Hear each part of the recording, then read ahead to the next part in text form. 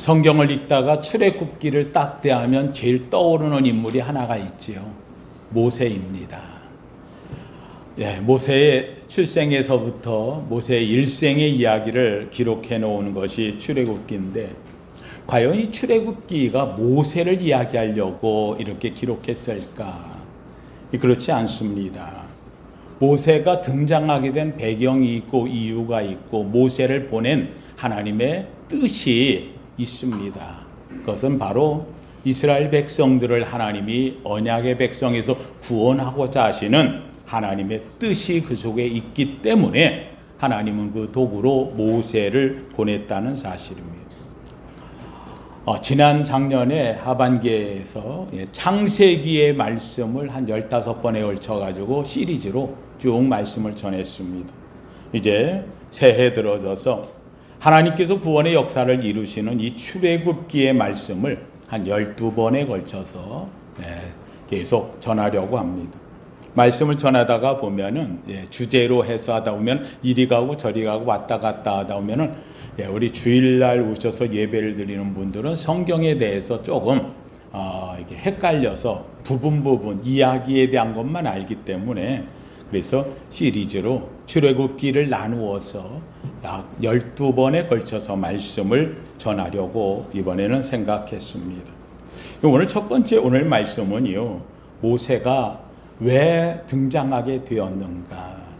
그 이유는 모세가 갑자기 등장한 것이 아니라 이스라엘 백성들의 환경이 변했어요. 요셉 때에 있었던 그 왕, 그래서 요셉은 왕의 인장을 가지고 왕처럼 행동을 했던 최고의 축복받은 주인공이었고, 이 요셉을 통해 70인의 야곱의 자손들이 모여서 고센이라는 땅 지역에 가서 아주 축복 속에 살았어요. 이렇게 살기를 약 400여 년이 지나가는 거예요. 얼마나 좋게 살았는지. 아주 자손이 번성합니다. 번성했던 이 자손들이 무려 그들이 나올 때에는 남자만 60만 명이니까 전체를 다 합한다고 한다면 적어도 200만 이상의 이 유대인의 야곱의 후손들이 그곳에서 300~400년에 걸쳐가지고 번성을 한 거예요. 행복했지요. 잘 살았지. 축복됐지요. 문제는 나라가 바뀌었어요.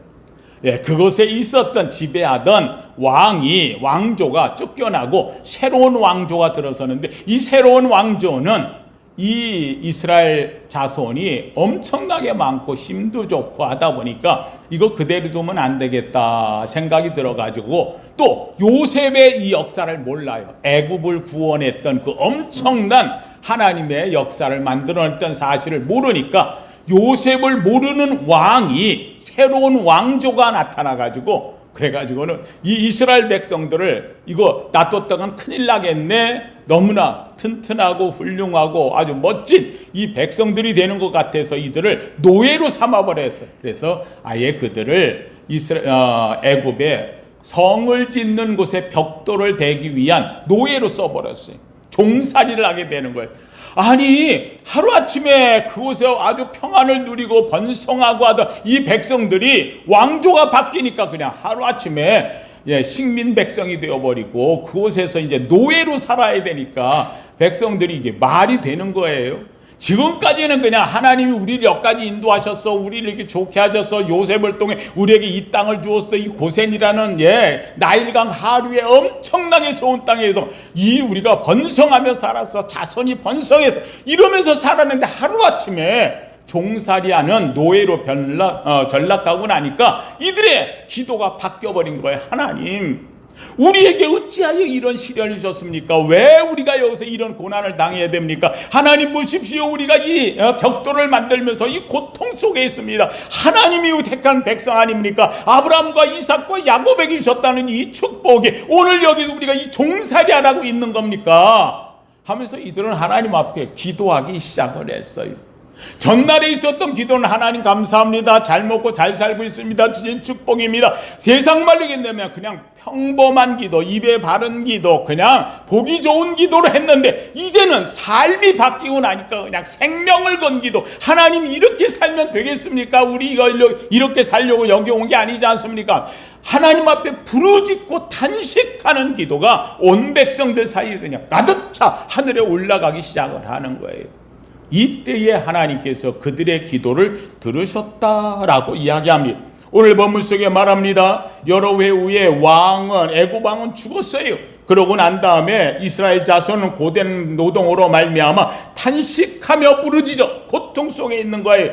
그 고된 노동으로 말미암아 부르짖는 소리가 하나님께 상달되었다. 전날의 기도하고는 다른 거예요. 이거는 이제는 생명을 건 기도예요. 부르짖음의 기도예요. 탄식의 기도예요. 고난과 고통 속에서 하나님을 향한 아포의 기도가, 이들 속에서 심장에서 솟아오르는 간절함의 기도가 지금 나타나고 있다는 사실이, 이 기도의 응답의 한 부분으로 나타난 것이 모세입니다. 이 모세. 그러니까 이 모세의 등장은 모세가 중요한 게 아니라 모세 이전에 이미 이 백성들이 하나님께 뭘 하고 있었다?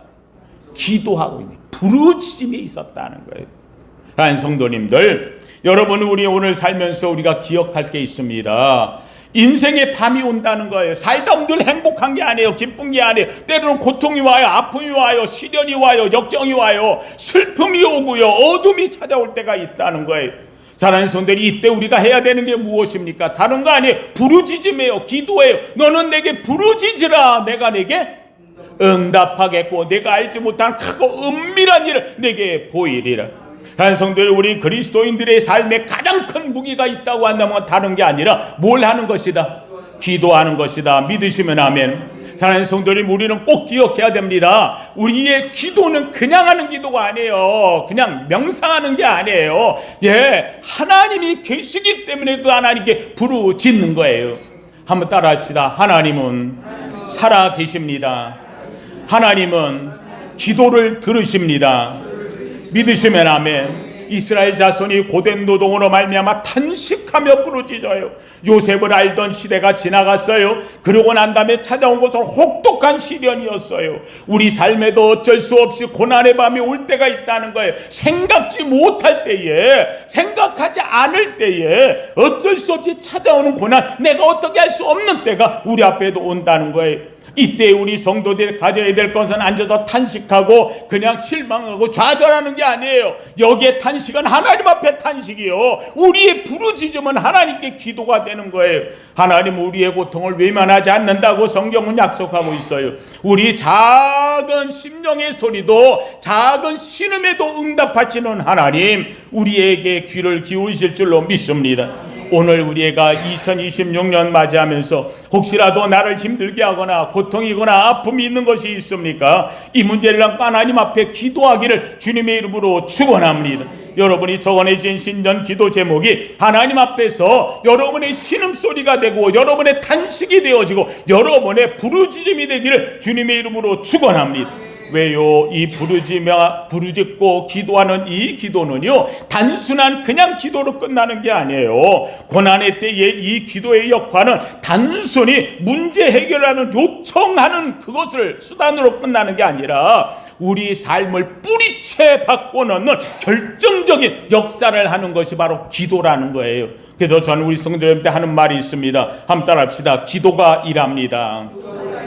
믿으시면 아멘. 기도가 내 삶을 바꾸고요, 내 환경을 바꾸고요, 이 기도가 하나님의 역사를 당기고요, 이 기도가 내 삶의 뿌리채 바꾸는 하나님의 역사가 일어난다는 말입니다. 사랑하는 성도님들, 기도에는 중요한 역할이 있어요. 기도가 하면 아주 핵심적인 역할이 있어요. 기도를 하면 그냥 하는 기도가 아니에요. 기도 속에는 하나님이 하시는 역사의 힘이 그 속에 들어가 있어요. 첫째는요, 한번 따라 합시다. 기도는 하나님의 일하심을 여는 마중물, 하나님의 일하심을 여는 마중물이라는 거예요. 하나님이 내게 역사하도록 내가 하나님 끌어당기는 마중물이 되어지는 것이 기도라는 거예요. 기도를 통해서 하나님과 나 사이가 열리는 거예요. 길이 생기는 거예요. 하나님이 오시도록 만드는 거예요. 하나님이 내가 부르짖으면 이 기도는 아무 힘이 없어요. 그런데 이게 마중물이 되어지는 거예요. 여러분, 우리 옛날에 펌프가 있을 때 물을 집에서 가지고 갑니다. 가지고 가서 바가지 바가지에 넣어가지고 집어넣고 막 움직이면은요, 밑에는요 엄청난 우물에 물이 있어요. 이게 파이프를 통해서 올라오는 거예요. 하나님의 위대한 역사, 하나님께서 얘기하시는 거예요. 너는 내게 부르짖으라, 너는 내게 간구하라, 내게 기도하라, 믿음으로 구하라. 하나님께 간구합니다. 그럼 놀랍게도 내 간구하는 이 기도가 큰 역사를 만들지는 못해요. 그런데 하나님의 역사를 땡겨내는 마중물이 될 줄로 믿습니다. 통로가 되어진다는 사실이에요. 기도 중에 드리는 고난 중에 드리는 기도는 하나님의 구원 사역이 공식적으로 시작되고 있다는 신호탄이 된다는 말입니다. 이스라엘 백성이 부르짖을 때에 성경은 비로소 하나님이 그들의 고통 소리를 들으셨다고 기록하고 있어요. 이미 고통은 시작되었어요. 고통이 되어졌다 하나님이 그냥 확 가서 문제 해결해 주면 좋겠죠. 아니에요. 놀랍게도 이 이스라엘 백성이 부르짖을 때, 간구할 때 하나님이 비로소 들으셨다고 얘기해 알고 있어요. 그러나 문을 열어야 되는 거예요. 마중문을 만들어야 되는 거예요. 통로를 만들어야 되는 거예요. 하나님의 역사가 개입할 수 있도록 부르짖음의 기도가 나타나야 된다는 말이에요. 바로 이 기도의 역할이라고 하는 것은 하나님은 이미 우리를 도울 준비를 다 하고 있다는 거예요. 언제 도우시느냐? 바로 우리가 기도의 통로를 통해서 하나님의 개입이 정당화되어지고, 내가 말했지 않습니까? 하나님 내 기도를 들어주십시오. 그럴 때 하나님의 은혜를 고백하게 되므로 하나님의 개입의 역사가 나타날 줄로 믿습니다. 바로 기도는 하나님의 역사를 만들어내는 마중물이 된다는 말입니다. 두 번째, 사랑하는 성도님들, 기도를 할 때 어떤 일이 벌어지느냐 한번 따라합시다. 기도는 관점을 바꿉니다.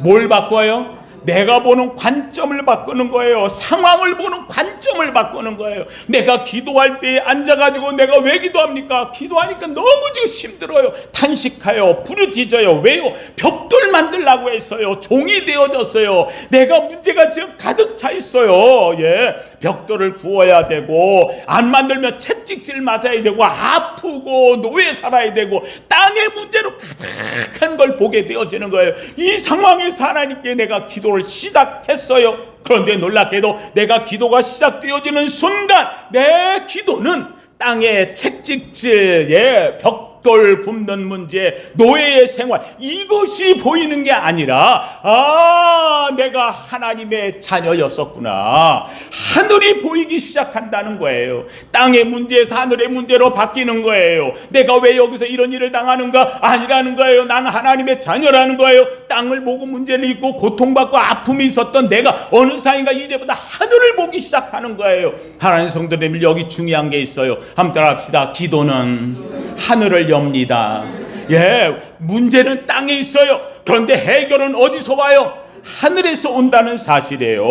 그러므로 이 기도의 역할은 오늘 내가 왜 이런 고난을 받는가, 왜 이런 고난이 왔는가 라는 절망적 질문에서 시작됐는데, 놀랍게도 하나님은 이 일을 통해서 내가 너에게 역사하기를 원한다는 거예요. 하나님이 무엇을 하실 것인가로 바뀌어진다는 사실이에요. 기도는 내 환경을 바꾸기 전에, 내 환경과 역사를 바꾸기 전에, 내가 노예살이 고통과 아픔이더 바꾸기 전에 내가 무엇을 봐야 되는가, 눈을 먼저 바꾸신다는 사실이에요. 이게 바뀌고 나면 이때부터는 하나님은 그들을 인도해 내셔요. 하나님 성도님들, 오늘 앉아서 내가 갖고 있는 어려움, 고난, 아픔, 고통, 아니에요. 하나님 성도님, 기도하세요. 기도하면 여러분의 고통과 아픔보다 더 크고 놀라운 하늘을 보는 눈이 열릴 줄로 믿습니다. 한마디로 얘기하면 기도는 상황을 보는 관점을 바꿔준다는 거예요. 땅을 보는 것이 아니라 어딜 보게 한다? 하늘 보게 한다. 믿으시면 아멘. 하나님 성도님들, 세 번째, 이 기도의 역사가 일어나는데요. 한번 따라합시다. 기도는 약속을 붙잡는 고정장치입니다. 고정장치. 고정되어 있는 장치라는 거예요. 흔들리지 않는 거예요. 뭐를 붙잡는?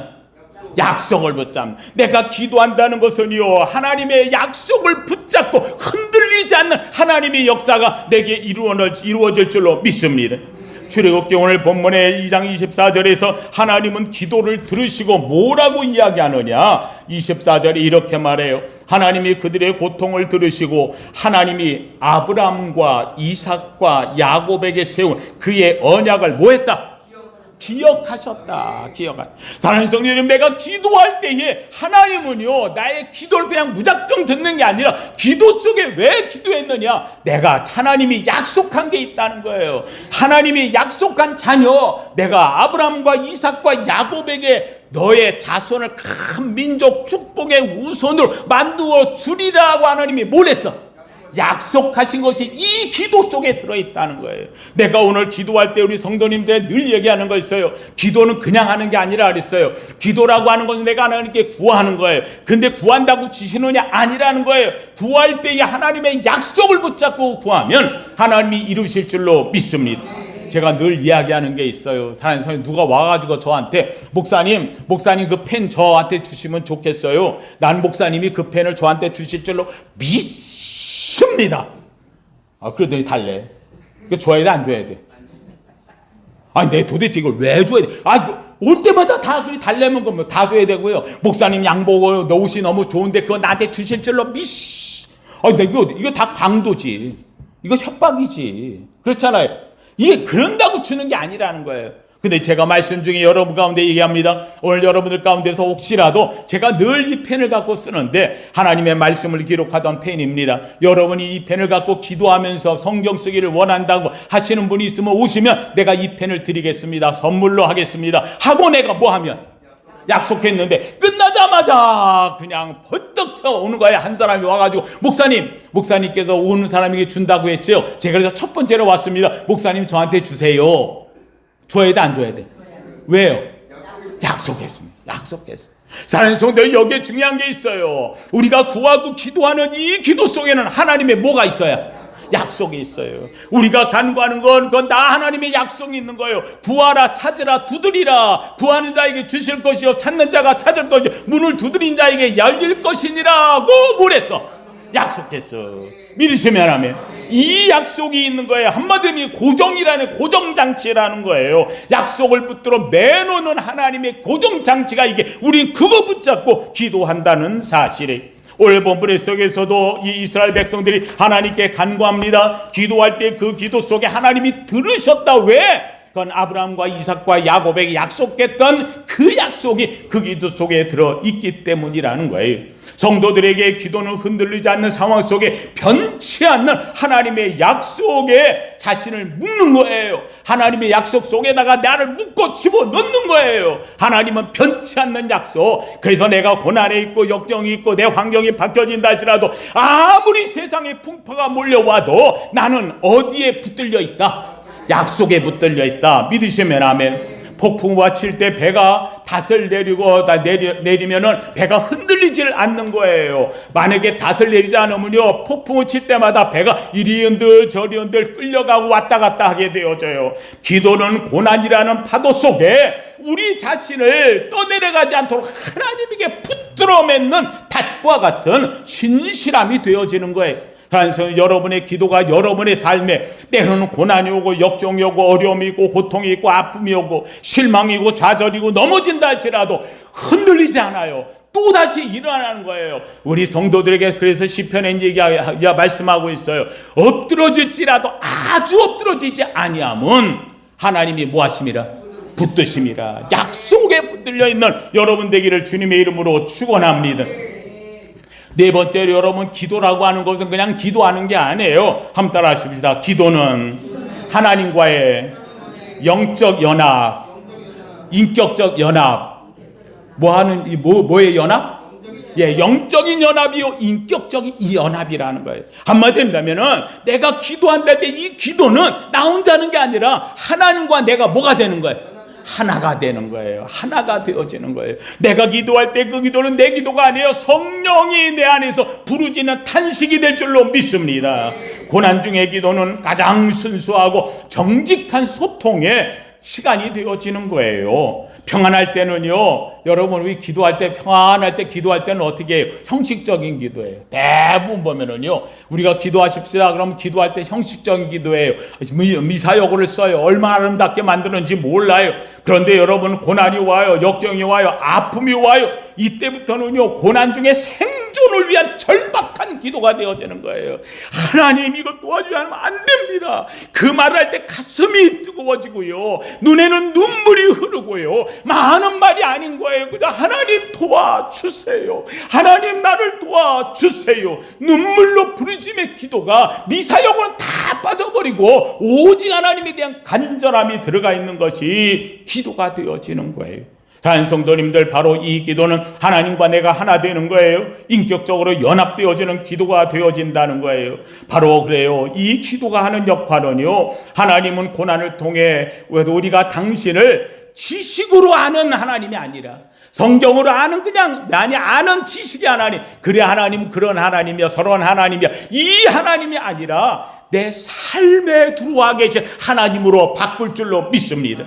이 하나님으로 나를 경험하게 하신다는 거예요. 전에는 내가 입으로 알았어요, 지식으로 알았어요, 많은 이론으로 알았어요. 그런데 내가 고난과 아픔, 고통 속에 들어가고 보니 이게 중요한 게 아니고 하나님이 오늘 내 손을 붙잡아 주시옵소서. 하나님이 오늘 나와 함께하여 주시옵소서. 삶으로 들어오신 하나님을 경험하는 것이 바로 이 기도 속에 들어있다는 말이에요.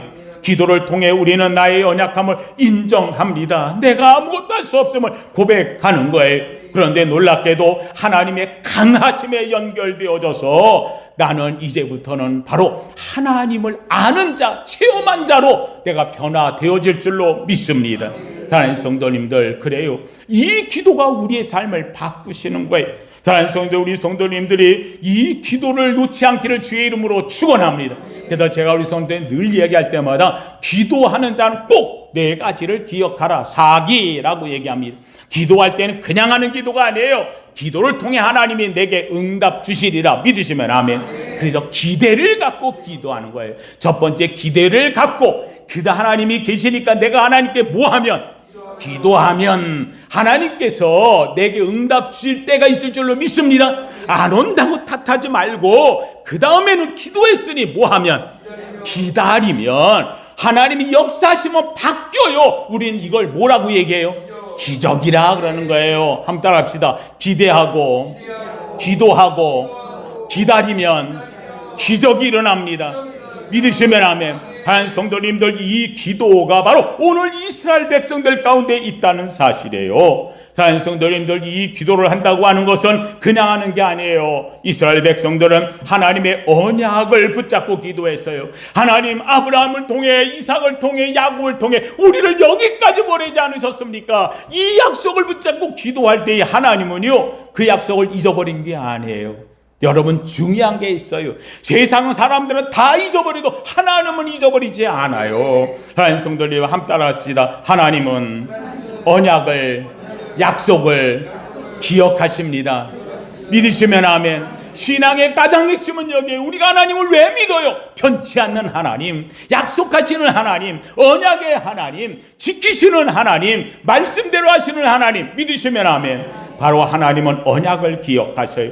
오늘 본문 속에 하나님이 그들의 고통을 들으시고 언약을 기억하셨다라고 성경이 분명히 선언하고 있어요.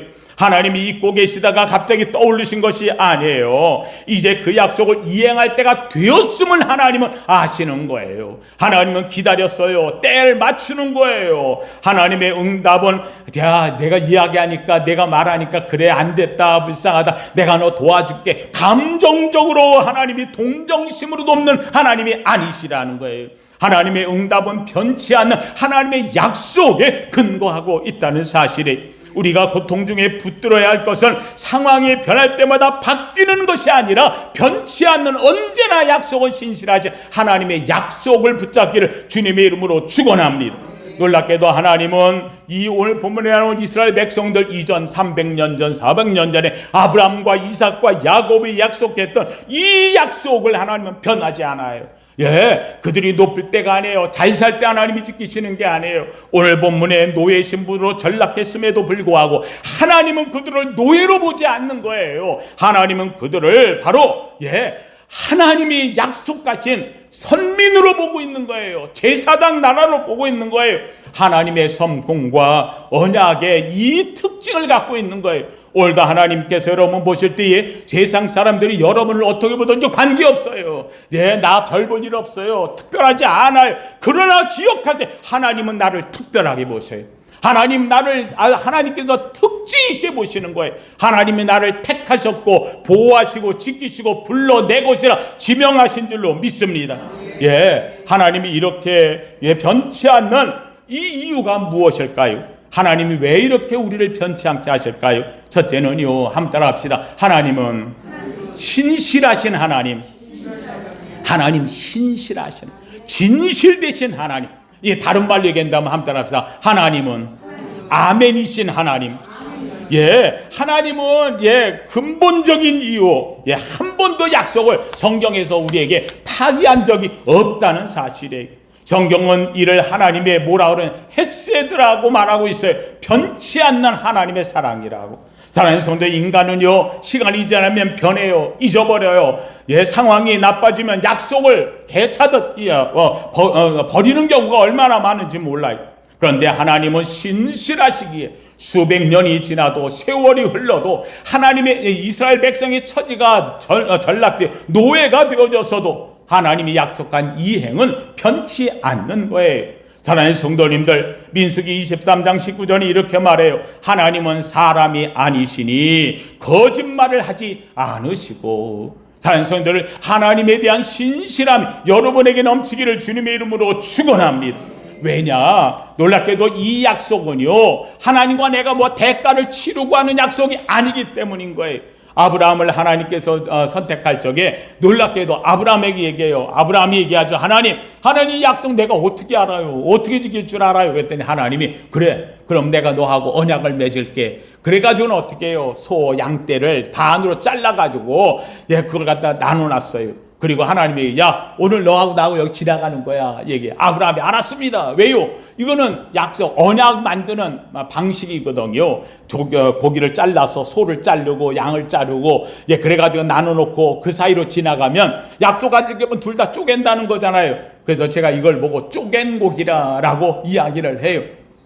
쪼갠 고기 사이로 지나가는 거예요. 그런데 놀랍게도 아브라함이 아무리 기다려도 하나님이 안 와요. 저녁이 되어져가지고 그래가지고는 잠이 들었는데 놀랍게도 하나님이 거기를 홀로 지나가시는 거예요. 왜요? 너 여기 지나가면 나는 너한테 약속 지켜. 난 전능자야. 그런데 너는 약속 못 지킬 때마다 어떻게 해야 돼? 죽어야 돼. 쪼개져야 돼. 여러분이 아브라함이라고 생각해 보세요. 하나님이 약속하자라고 내려오시는 거예요. 여러분, 하나님과 약속 지킬 자가 누가 있어요? 매 순간마다 어기며 날마다 잘못하며 그렇잖아요. 그러면 누가 얘기하더라. 저런 놈은 벼락도 안 치나 그래. 여러분, 벼락 쳐서 죽을 일 같으면은요, 세상에 살아남을 사람이 하나도 없어요. 다 벼락 맞아 죽었어요. 하나님은 전능하신 하나님, 그 하나님이 나를 향해서 너는 여기서 있어라, 너 나를 일부러 잠들게 만들고 하나님이 홀로 지나가시는 거예요. 하나님의 주권적인 사랑이 되어지는 거예요. 하나님께서 일방적인 무조건적인 사랑으로 우리를 지키시는 거예요. 쪼갠 고기 사이로 지나간 하나님의 횃불만이 나왔어요. 그래서 이걸 보고 뭐라고 했느냐, 한번 따라 합시다. 횃불 언약. 쪼갠 고기라는 말이 언약이라는 말인데, 횃불로 혼자 지나가지 하나님만이 지나가시는 하나님. 쪼갠 고기 사이로 하나님이 상징하는 횃불만이 지나갔어요. 이는 언약의 성취 책임이 인간이 이게 어떠함이 있느냐에 따른 문제가 아니고 하나님께 있다는 거예요. 한마디로 하면 언약이라는 것은 내가 지키고 못 지키고가 문제가 아니고 누가? 하나님이 일방적으로 지켜주시겠다.